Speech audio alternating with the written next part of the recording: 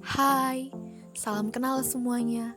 Saya Sinta Sari Uli Purbatanjung dari Pendidikan Ekonomi CIS Tambuk 2018, Universitas Negeri Medan. Video ini saya buat untuk memenuhi UAS mata kuliah Ekonomi Moneter. Dengan bimbingan dosen pengampu, Ibu Sabda Dian Nurani Siahaan SPD, MDA. Dampak pandemi COVID-19 terhadap perekonomian di Indonesia ditinjau dari pertumbuhan ekonomi, kurs, dan inflasi. Pertama, dampak pandemi terhadap pertumbuhan ekonomi di Indonesia.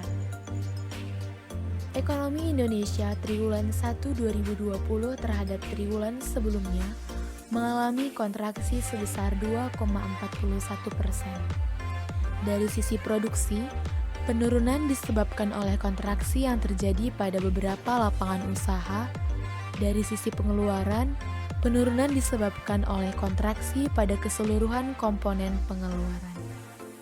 Yang kedua, dampak pandemi COVID-19 terhadap kurs. Virus corona juga membuat nilai tukar rupiah tak berdaya. Pada Senin 23 Maret 2020, harga jual dolar Amerika Serikat di 5 bank besar menembus 17.000 per dolar Amerika Serikat. Sementara kurs referensi Jakarta Interbank Spot Dollar Rate atau JISDOR menempatkan nilai rupiah di posisi 16.608 per dolar Amerika Serikat. Pelemahan rupiah menjadi yang terdalam di kawasan Asia. Angka itu juga merupakan yang terendah sejak krisis pada Juli 1998. Di hari berikutnya, rupiah hanya menguat 0,45% ke level LP 16.500 per dolar Amerika Serikat. Dan yang ketiga, dampak pandemi COVID-19 terhadap laju inflasi.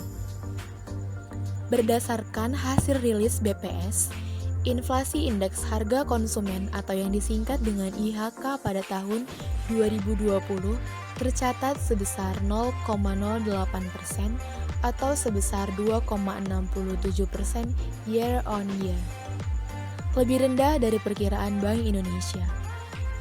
Hal ini menunjukkan bahwa faktor rendahnya permintaan mulai membuat tekanan terhadap inflasi berkurang yang dipengaruhi oleh langkah-langkah penanganan pandemi COVID-19 yang menyebabkan aktivitas manusia yang lebih rendah terkait pembatasan mobilitas, PSBB, dan lain sebagainya.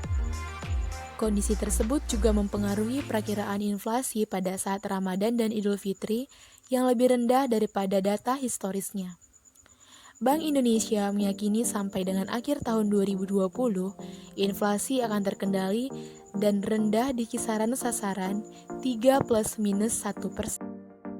Terdapat berbagai dampak yang ditimbulkan akibat pandemi COVID-19. Di antaranya adalah penurunan kualitas kesehatan, keterbatasan interaksi sosial, terjadinya PHK, penurunan pendapatan nasional, menurunnya perekonomian global, dan terhambatnya proses pendidikan.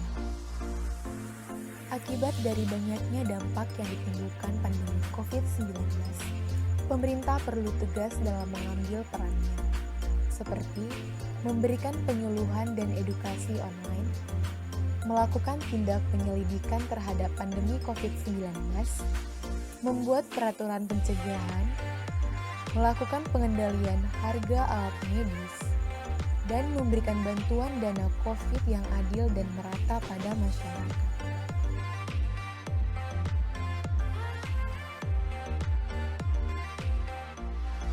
Sekian penjelasan materi mengenai pandemi COVID-19 dari saya. Lebih kurangnya saya mohon maaf dan terima kasih.